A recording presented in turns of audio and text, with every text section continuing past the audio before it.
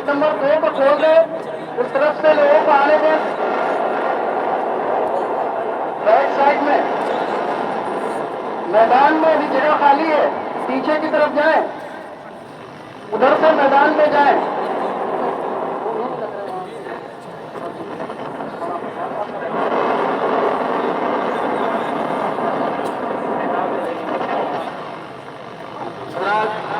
तमाम हजरात मेहमान खाने के सामने से मैदान में तशरीफ ले चले। जो हजरात मेहमान खाने के सामने हैं वो मैदान में तशरीफ ले चले। जो हजरात मेहमान खाने के सामने हैं वो मैदान को तशरीफ ले चले। वहाँ सफ़ों को दुरुस्त करें, सफ़े बनाए, जिक्र का माहौल बनाए।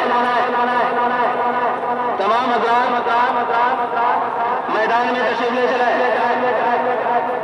मेहमान खाने के सामने भीड़ न लगाए, जिक्र का माहौल है, इस माहौल को बाकी रखें।